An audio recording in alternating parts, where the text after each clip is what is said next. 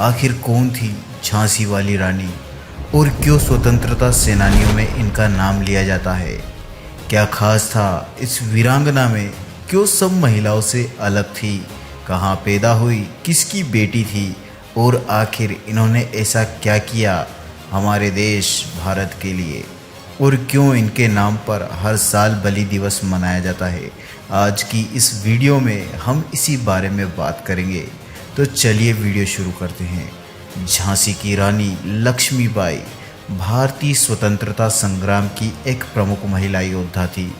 भारतीय स्वतंत्रता सेनानियों में यानी कि फ्रीडम फाइटर में झांसी की रानी लक्ष्मीबाई की वीरता को विशेष स्थान प्राप्त है। अपने जीवन की अंतिम लड़ाई में रानी ने ऐसी वीरता दिखाई कि अंग्रेज तक उनके कायल हो गए। रानी लक्ष्मीबाई का जन्म उत्तर प्रदेश के वाराणसी में 19 दिसंबर 1828 को हुआ था।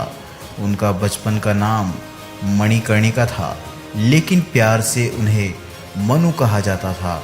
उनकी माँ भागीरथी बाई सुसंस्कृत, बुद्धिमान और धर्मनिष्ठ स्वभाव की थी और पिता मोरोपंत तांबे एक मराठी थे और मराठा बाजीराव की सेवा में थे। रानी लक्ष्मीबाई का पालन पोषण उनकी माता और पिता दोनों के संरक्षण में हुआ। मनु ने बचपन में ही शास्त्रों की शिक्षा के साथ शस्त्र की शिक्षा भी ली। उन्होंने 7 साल की उम्र में ही घुड़सवारी सीख ली थी और इसके साथ ही मनु तलवार चलाने से लेकर धनुर्विद्या आदि में भी निपुण हो गई थी। 1842 में मणिकर्णिका का विवाह झांसी के महाराजा गंगाधर राव नेवलकर से हुआ। विवाह के बाद उनका नाम लक्ष्मीबाई रखा गया। यह नाम हिंदू देवी लक्ष्मी के सम्मान में रखा गया था। विवाह के बाद मणिकर्णिका झांसी की महारानी लक्ष्मीबाई बनी।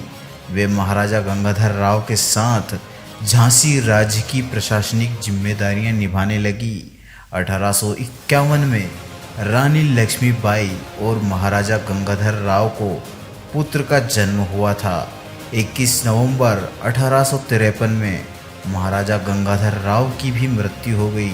उनकी मृत्यु के बाद झांसी की गद्दी के लिए कोई प्राकृतिक उत्तराधिकारी नहीं था, क्योंकि उनका एक पुत्र जो 1851 में पैदा हुआ था, कुछ ही महीनों के भीतर उसका निधन हो गया था। महाराजा गंगाधर राव की मृत्यु के बाद रानी लक्ष्मीबाई ने अपने दत्तक पुत्र दामोदर राव को झांसी का उत्तराधिकारी घोषित किया। हालांकि ब्रिटिश ईस्ट इंडिया कंपनी ने लेप्स की नीति डॉक्ट्राइन ऑफ लेप्स के तहत इस गोद लेने को अस्वीकार कर दिया और झांसी राज्य को अपने साम्राज्य में मिलाने का प्रयास किया। फिर भी वह घबराई नहीं, विवेक नहीं खोया। 23 मार्च 1858 को अंग्रेजों ने सर ह्यूरोज के नेतृत्व में झांसी को घेर लिया था। 24 मार्च पर हमला शुरू हुआ, जिसका रानी और उनकी सेना ने जबरदस्त प्रतिकार किया। झांसी की रानी और उनकी सेना ने किले की रक्षा के लिए अदम्य साहस और वीरता का परिचय दिया। रानी लक्ष्मीबाई ने खुद युद्ध के मैदान में उतरकर अंग्रेजों का सामना किया।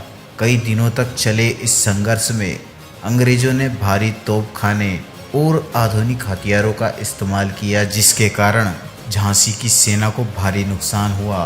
अप्रैल 1858 में झांसी का किला अंग्रेजों के हाथ में चला गया। रानी ने दामोदर राव को पीठ पर बांधा और अपने घोड़े के साथ किले से कूद गई, लेकिन घोड़ा मर गया। रानी लक्ष्मीबाई को झांसी छोड़ने पर मजबूर होना पड़ा। रानी रात को दामोदर राव और कुछ साथियों के साथ निकलने में सफल रही। यहाँ से वे कालपी पहुँची, जहाँ उन्हें तात्या टोपे सहित अन्य विद्रोही सैनिक मिले। उन्होंने कालपी को ही अपनी छावनी बनाया और वहीं अपनी रक्षा की तैयारी की। 22 मई को अंग्रेजों ने कालपी पर हमला कर दिया, जहां रानी और उनके साथियों को एक बार भागना पड़ा। इसके बाद रानी, तात्या टोपे और राव साहेब ग्वालियर पहुंचे, जिसके महाराजा सिंधिया मोरार का मैदान छोड़ आगरा भाग गए थे।